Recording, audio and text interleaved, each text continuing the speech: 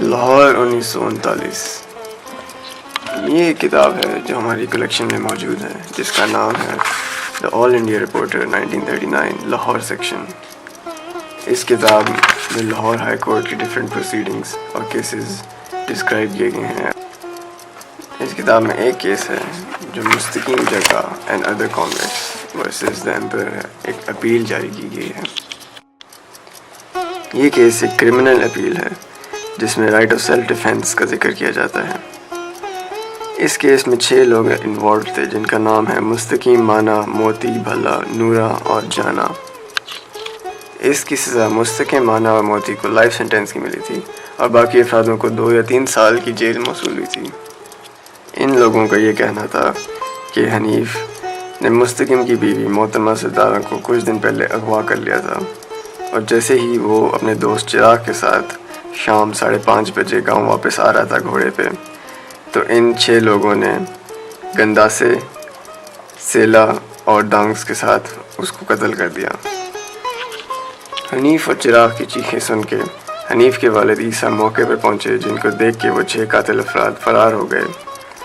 جو سب سے قریبی پولیس اسٹیشن تھا وہ 10 میل کی دوری پہ تھا، اور وہاں پہ صبح کے 4:30 بجے حنیف کے والد عیسیٰ نے رپورٹ درج کرائی۔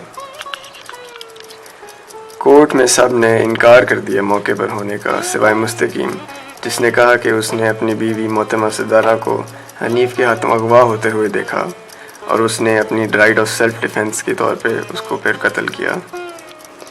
کورٹ کا یہ ماننا تھا کہ اگر یہ ثابت ہو جائے کہ محترمہ ستارہ کو واقعی اغوا کیا جا رہا تھا، تو پھر ان کے قریبی رشتہ داروں کا حق بنتا تھا کہ وہ اس کو بچائیں کسی بھی طریقے سے۔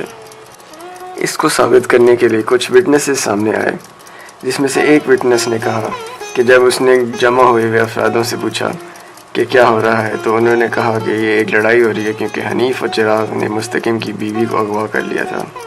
اس کے علاوہ ایک وٹنس جس کا نام بگو تھا، اس نے کہا کہ وہ اپنے گھر میں موجود تھا اور اس نے باہر ایک خاتون کی آوازیں سنی جو کہہ رہی تھی کہ لے گئے لے گئے۔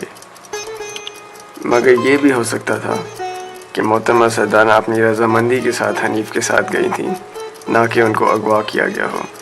رائٹ آف پرائیویٹ ڈیفینس کو ثابت کرنے کے لیے صرف ایک ہی وٹنس موجود تھا جس نے اپنی آنکھوں سے قتل کو دیکھا تھا، اور وہ تھا حنیف کا دوست چراغ۔ مگر چراغ کا یہ مسئلہ تھا کہ وہ ایک بدماش ثابت تھا اور اس کو 3 سال کے لیے اپنے گاؤں میں رہنے کا کہا گیا تھا۔ ایک چوری کے کیس میں اس کو 2 سال کی قید بھی ہوئی تھی پہلے۔